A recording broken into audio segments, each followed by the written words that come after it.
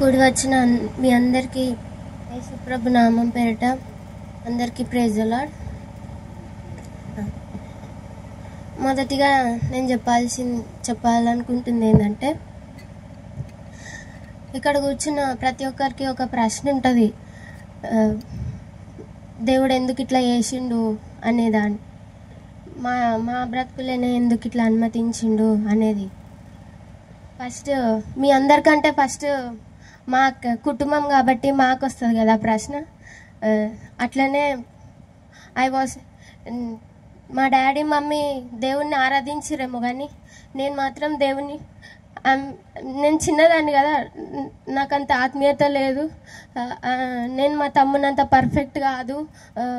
కాబట్టి నేను దేవుణ్ణి క్వశ్చన్ చేసిన, నువ్వు నా తమ్ముని ఎందుకు తీసుకున్నావు దేవుడా, నువ్వు ఎందుకు తీసుకున్నావు, అసలు నువ్వే తీసుకున్నావా, లేకపోతే సైతాన్ పని చేసిందా, లేకపోతే సైతాన్ తీసుకుందా? సైతాన్కి అధికారం ఉండదు కదా, నువ్వే ప్రాణాన్ని తీసుకుంటావు కదా. ఏది చేసినా సైతాన్ చేస్తుందేమో, కానీ ప్రాణాన్ని తీయడం మాత్రం నీ చేతిలో ఉంటుంది కదా.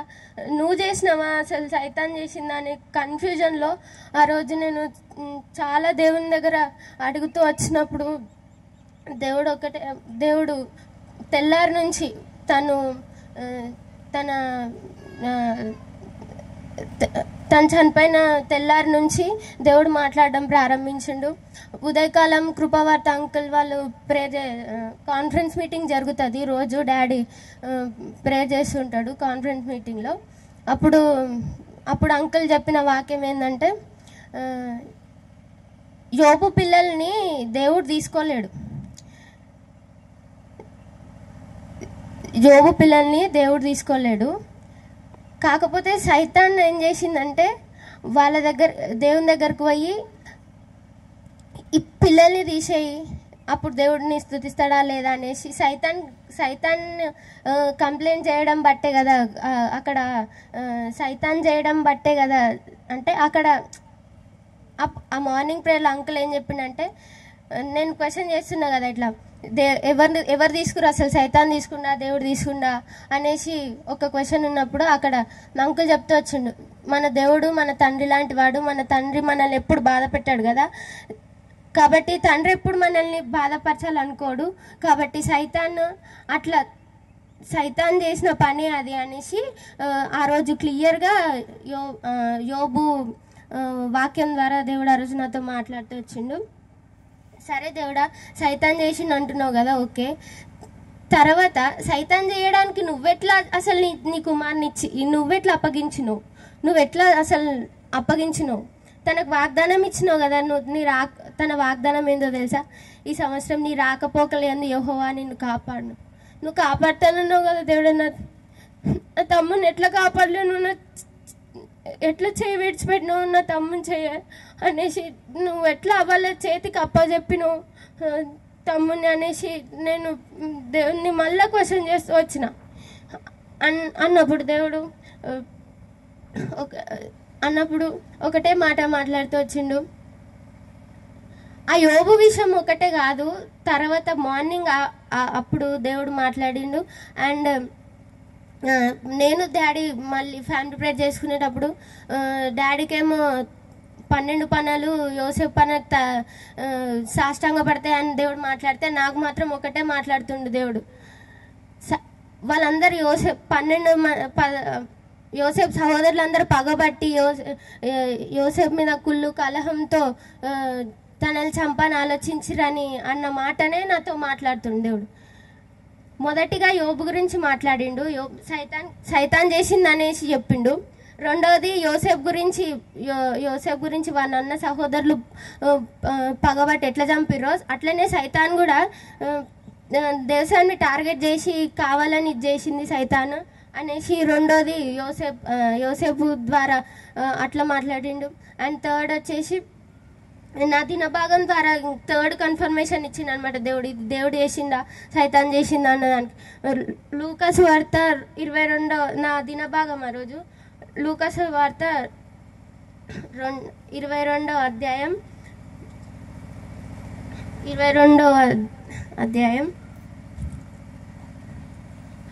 2వ వచనంలో ఉంటుంది.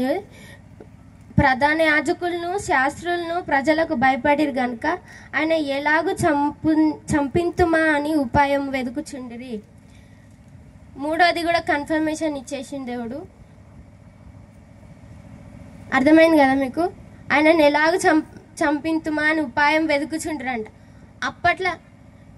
అప్పట్లో యోసేపు జీవితంలోనే కానీ యోబు జీవితంలోనే కానీ ఇక్కడ లాస్ట్ చివరికి యేసుప్రభు జీవితం ద్వారా కూడా దేవుడు మాట్లాడు. ఈ 3 సంఘటనల ద్వారా మనుషులు పగబట్టి చంపేసిండ్రు అనేది ఒకటి కనిపిస్తుంది. కాబట్టి వానికి పగబట్టి చంపేసినంత శత్రువులు ఎవరు ఉండరు. మనకు శత్రువు ఒకడెవరు? శత్రు సాతాను కదా. కాబట్టి నాకు సైతానే ఇదంతా చేసింది అని చెప్పేసి క్లియర్గా థర్డ్ టైం కూడా దేవుడు కన్ఫర్మేషన్ ఇచ్చిండు. తర్వాత సరే దేవుడా నువ్వు ఇట్లా సరే సైతానే చేసింది అంటున్నావు కానీ సైతానికి ఇట్లా నువ్వు అప్పచెప్పినావు అనేసి దేవుడు నేను ప్రశ్నించినప్పుడు మళ్ళీ అదే 23వ అధ్యాయం 23 అదే లూకాసు వార్త 23వ అధ్యాయం నెక్స్ట్ డే దేవుడు నాతో మాట్లాడిన మాట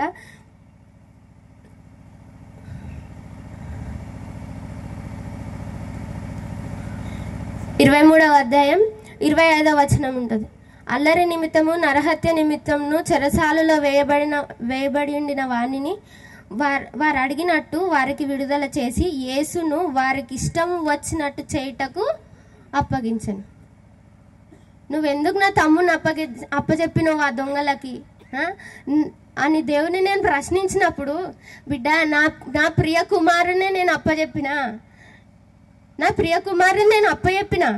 నీ తమ్ముడు కూడా నా ప్రియ కుమారుడు కాబట్టి నేను వాళ్ళ చేతులకి నేనే అప్పచెప్పిన, వారికి ఇష్టం వచ్చినట్లు చేయుటకు నేనే అప్పచెప్పిన అనేసి దేవుడు ఇట్లా నాతోని మాట్లాడడం జరిగింది. తర్వాత ఇది అంటే అందరికి క్వశ్చన్ ఉంటుంది కదా ఊరోళ్ళకి అందరికి. సో దేవుడు ఎప్పుడు మనల్ని బాధ పెట్టాలని చూడడు. సో ఇది మొత్తం చేసింది సైతాను. కాకపోతే దేవుడు ప్రణాళిక ఉంది. దేవుడే అప్పచెప్పినాను అంటుండు. దానికి ఒక చిత్తం ఉంటుంది కదా దేవుని చిత్తంను. ఆ చిత్తంని దేవుడే నెరవేర్చినట్లు మీరు అందరు ప్రార్థన చేయండి. రెండోదిగా వాని వ్యక్తిగత జీవితానికి వస్తే వాడు మారుమనసు పొందక ముందు వానుకున్నంత కోపం ఎవరికి ఉండకుండేది కాదు. ఎట్లా అంటే చాలా మా మమ్మీ డాడీ మీదకి ఏమంటారు లేచేటోడు కొట్టడానికి, నా మీదకి లేచేటోడు కొట్టడానికి, అట్లాంటోడు అంత కోపం ఉండేటోడు. ఎంత మారు మనసు పొందినాక ఎంత తగ్గించుకున్నంటే మా మామ ఇక్కడ ఉన్న మా మేనత్త భర్త తనని యాక్చువల్గా గొడవ అయింది, మా ఫ్యామిలీలో గొడవ అయింది. గొడవకు కారణం అసలు వాడు కాదు, కానీ వాని తప్పే లేదు. అయినా వాడు ఏం చేసిండంటే ఇట్లా గొడవలు ఉండొద్దు, సమాధాన పడాలని చెప్పేసి మా మామ దగ్గరికి పోయి క్షమాపణ అడిగిండు. ఎంత కోపిస్తాడు అంటే మొహం ముందు చెప్పేస్తుండే, నువ్వు ఇట్లా చేసేసినావు అని చెప్పేస్తుండే. అట్లాంటోడు ఎంత తగ్గించుకుంటూ మారు మనసు పొందిన తర్వాత అంటే మా మామ దగ్గరికి పోయి వాడికి క్షమాపణ అడిగిండు తెలుసా. అంత తగ్గించుకున్నాడు. అండ్ ఇంకోటి ఏంటంటే డబ్బుల విషయంలో మారు మనసు పొందక ముందు ఎవరికైనా పైసలు ఇస్తే అప్పుడే అడిగేస్తాడు. మా అత్త వాళ్ళతో మామ వాళ్ళతో కొట్లాడిండు, పైసలు ఇచ్చేసేయండి అనేసి కొట్లాడిండు. తర్వాతకి మారు మనసు పొందిన తర్వాత ఆయన ఏం చేసిండంటే అనేటోడు అడగవారా పైసలు, ఇంకా అడగవారా అనేసి అని నేను అడిగితే ఇంకా మర్చిపోయినావా ఇంకా అనేసి అని అంటే లేదక్క దేవుడు నాతో మాట్లాడిండు, నేను అడగను ఇంకా పైసలు, దేవుడు నాకు అడగొద్దు అని చెప్పిండంట దేవుడు. వాడు అట్లా ప్రతి విషయంలో అట్లా తగ్గించుకున్నాడు అనమాట. రెండోది అట్లానే వన్ సింప్లిసిటీ. ఎంత సింప్లిసిటీ అంటే ఇప్పుడున్న యూత్ ఏం చేస్తాం, ఆ, ఆ, జీన్సుల మీద జీన్సులు, షర్ట్ల మీద షర్ట్లు వేసుకొని తిరిగి సోకుల రెడీ కావడమే అని ఇట్లా చేసేటోళ్ళు కదా. మా తమ్ముడు అట్లా కాదు. మా తమ్ముడు ఏం చేసేటోడు అంటే ఏ షర్ట్ ఉంటే ఆ షర్ట్ నన్ను అడిగేటోడు, అక్క ఏ షర్ట్ వేసుకోవాలా అనేసి అడిగేటోడు. ఇది వేసుకోరా అంటే ఇది అదే వేసుకునేటోడు, వెళ్ళిపోయి వచ్చేస్తాడు. కనీసం ఒక్కొక్కసారి ఐరన్ కూడా వేసుకునేటోడు కాదు, అంత సింప్లిసిటీ. ఇంకా బర్త్డేస్ అసలే చేసుకునేకపోయేటోడు, అస్సలు చేసుకునేకపోయేటోడు. ఎందుకు నన్నే నా బర్త్డే కూడా అడ్డొచ్చేటోడు అనమాట. అసలు నువ్వు దేవుని నమ్ముకున్నావా, మన రక్షణ పొందిన రోజే మనం బర్త్డే చేసుకోవాలి, ఇవన్నీ వేసుకోవద్దు అనేసి చెప్పేటోడు. అండ్ ఇంకేంటంటే ఇంకా చాలా ఉన్నాయి తమ్ముని గురించి చెప్పాలని అంటే. ఇంకా వాని సేవ, వాని ఆత్మల విషయమైన భారం ఉంది. అది ఎంత అంటే ఒక 3 years బ్యాక్ తిమ్మారెడ్డిపల్లిలో విశ్వాసపాల్ అంకుల్ అని ఛత్తీస్గఢ్ నుంచి వచ్చిండు. అంకుల్ వాక్యము సాక్ష్యం చెప్పిన తర్వాత వాని సేవ ఎంత భారం అంటే వాడు అప్పుడే నేను సేవకి వెళ్ళిపోతా అని చెప్పేసి ఛత్తీస్గఢ్ ప్రాంతానికి ఎవరు వస్తారు, దేవునికి ఎవరికి భారం ఇస్తుండు దేవుడు ఇక్కడ కూర్చుని యవనస్తుల్లో అనేసి అంకుల్ అడిగినప్పుడు తమ్ముడు ఒక్కడే లేచి నిలబడ్డాడు. ఈ విషయము అక్కడ వచ్చిన వారికి తెలుస్తుంది. నేను ఛత్తీస్గఢ్ ప్రాంతానికి 3 years బ్యాక్, ఇప్పుడు జస్ట్ మా తమ్ముడు 21, అంటే 3 years బ్యాక్ అంటే 17-18 yearsలో, ఆ ఇయర్స్లోనే తమ్ముడు నేను వెళ్ళిపోతా ఛత్తీస్గఢ్కి ప్రాంతానికి వెళ్ళిపోతా, దేవుని సేవ చేస్తా అనేసి అన్నాడు. అంటే ప్రాణం మీద వానికి భయం లేదు, మక్కువ లేదు, దేవుని సేవ చేయాలా అనేసి అప్పటి నుంచే వాడు అంత దేవుని పట్ల ఆత్మల విషయమైన భారము అంత కలిగి ఉంటుండే. ఛత్తీస్గఢ్ ప్రాంతం మీకు తెలుసు, సువార్త చేయడానికి అసలు బయటికి రానియరు. అట్లాంటి ప్రాంతానికి తమ్ముడు వెళ్తా అని 3 years బ్యాక్ డిసైడ్ చేసుకుంది. కానీ నేను, మా కుటుంబం ఇది కరెక్ట్ కాదు దేశం, ఉద్రేకపూర్వకంగా నువ్వు చేస్తున్నావేమో ఒకసారి ఆలోచించు, నువ్వు దేవుని సేవ చేయాలా వెనకతల చేయాలా, నువ్వు పోతే ఎట్లా అనేసి మేమే తమ్ముడిని ఇది చేయడం జరిగింది. ఆయన తమ్ముడు వదిలిపెట్టలే. తమ్ముడి డైరీ ఇది నా దగ్గర ఉన్నది. ఇందులో వెనకతల ప్రతి విశ్వాసి పేరు ఉంటుంది, మా రక్త సంబంధుల ప్రతి ఒక్కరి పేరు ఉంటుంది, వాళ్ళ ఫ్రెండ్స్ ప్రతి ఒక్కరి పేరు ఉంటుంది. ఏం చేస్తుండే, మేము వద్దన్నంత మాత్రాన నా తమ్ముడు ఇంట్లో దేవుని పని చేయకుండా కూర్చోలేడు. మా తమ్ముడు గంటలు నార్మల్గా మనం ఏం చేస్తాం, 9 కాగానే 9-10 కాగానే ప్రార్థనకు సమయం ఇవ్వాలని చెప్పేసి ప్రార్థన చేసుకుంటాం కదా. నా తమ్ముడు మాత్రం అందరు వండుకున్నాక అస్సలు కనిపించేటోడు కాదు, వాళ్ళ ఆత్మీయతను అస్సలు చూపించుకునేటోడు కాదు.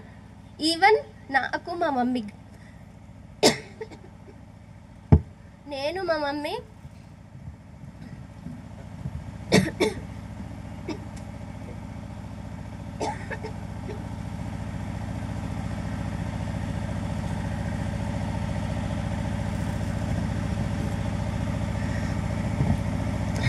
మా మమ్మీ నైట్లో వానితో చాలా 1-2 గంటల దాకా మాట్లాడుకునేటోళ్ళం. నేను మా మమ్మీ మా తమ్ముతో.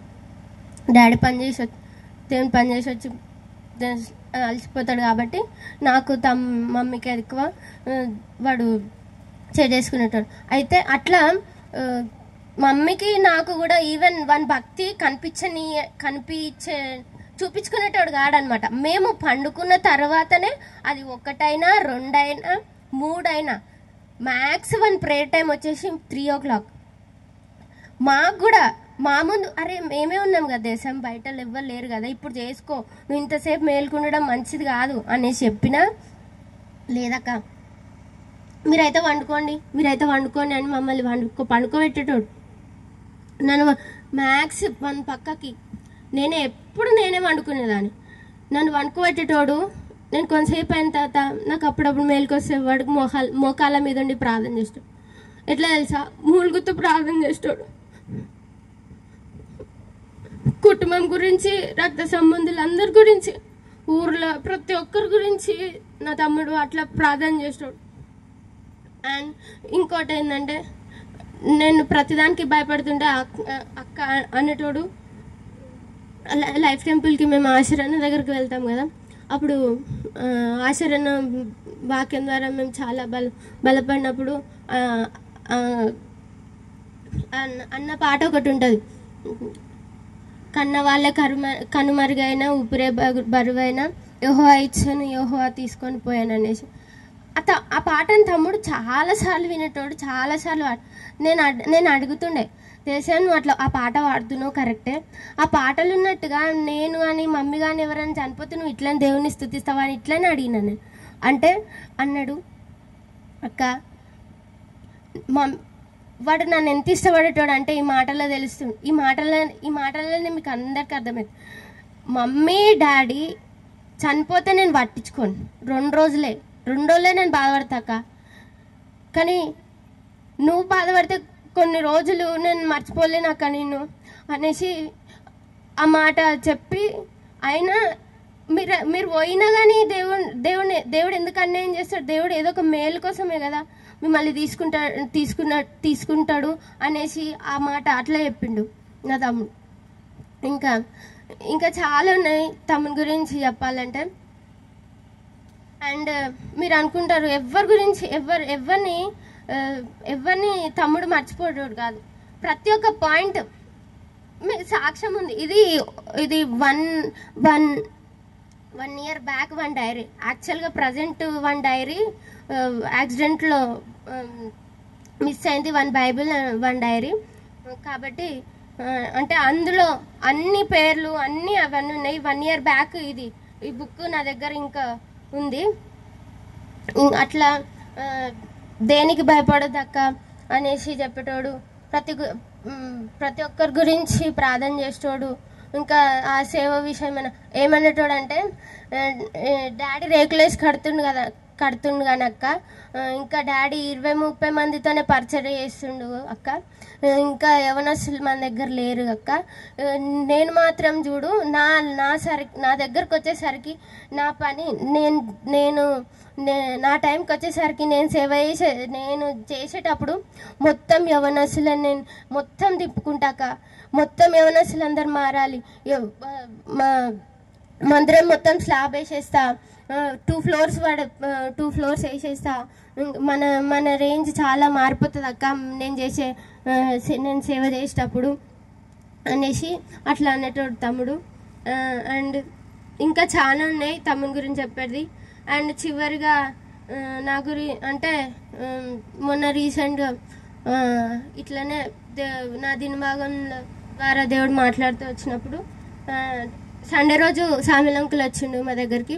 సామ్యుల్ అంకుల్ వచ్చి వాక్యం చెప్తూ వచ్చిండు, రూతు నయోమి గురించి చెప్తూ వచ్చిండు. నేను అప్పుడు కూడా నేను ప్రార్థన చేసుకున్నాను, దేవుడా ఎందుకు ఇదంతా అనుమతిస్తున్నావు, నేనే అసలు ఎందుకు నీ పని చేస్తూనే తీసుకున్నావు కదా, మరి ఇప్పుడు నీ పని ఎవరు చేస్తారు, అసలు నీ ప్రణాళిక ఏంది, ఒకవేళ నా మీద నీ ఆలోచన ఏమైనా ఉందా అనేసి నేను అప్పుడు ప్రార్థన చేసుకున్నప్పుడు సామ్యుల్ అంకుల్ చెప్తూ వచ్చిన వాక్యం, కానీ నాకు ఒకటే మాట తడుతూ వచ్చింది, రూతుని బయటికి తీసుకురావడానికే నయోమి జీవితంలో అవన్నీ అనుమతించిండు దేవుడు అనేసి. అంటే చావులు అనుమతిస్తాడు కదా, వాళ్ళ కుమారుడు వాళ్ళ భర్త చనిపోతాడు, అట్లా రూతుని బయటికి తీసుకురావడానికే అదంతా దేవుడు అనుమతించిండు అనేసి నాకు ఆ మాట తట్టింది. అరే నేను ఇట్లా అనుకుంటున్నానేమో, అట్లెందుకు అవుతుంది, నేనెందుకు దేవునికి కావాలి అనేసి నేను మళ్ళా ప్రార్థన చేసుకుంటూ వచ్చినప్పుడు మళ్ళీ లూకాసు వార్త 23వ అధ్యాయంలో దేవుడు నాతో మాట్లాడుతూ వచ్చిండు. ఆ వాక్యం నేను కరెక్టేనా కాదా దేవుడా, నువ్వు నా విషయంలో ప్రత్యేక ఏర్పాటు కలిగి ఉన్నావా, తమ్ముడు వేయాల్సిన పనిని నేను చేయాలా అనేసి మళ్ళీ దేవుడిని అడిగినప్పుడు దేవుడు ఒకే మాట మాట్లాడుతూ వచ్చిండు. ఏంటంటే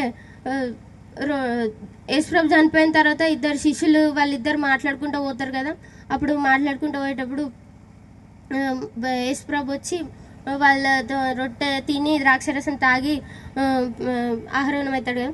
అప్పుడు వాళ్ళు యేసుప్రభు ఆహరణం అయిపోయిన తర్వాత వాళ్ళు అనుకుంటారు ఏమంటే, ఆయన అంటే దేవుడు మనతో మాట్లాడినప్పుడు నీ హృదయం మనలో మన హృదయం మండుచుండలేదా అనేసి ఆ క్వశ్చన్ వేస్తాడనమాట. అట్లనే నాకు ఆ మాట ద్వారా దేవుడు మాట్లాడుతూ వచ్చిండు. క్వశ్చన్ వేసిండు అనమాట. అంటే అంకుల్ చెప్పిన దాన్ని ఎందుకు నువ్వు ప్రశ్నిస్తున్నావు? అప్పుడు నీ హృదయం నీలో నీకు చెప్పలేదా? నీ హృదయం నీలో మండలేదా? ఇంకా నువ్వు ఎందుకు సందేహిస్తున్నావు అని చెప్పేసి దేవుడు అట్లా నాతోని మాట్లాడడం జరిగింది.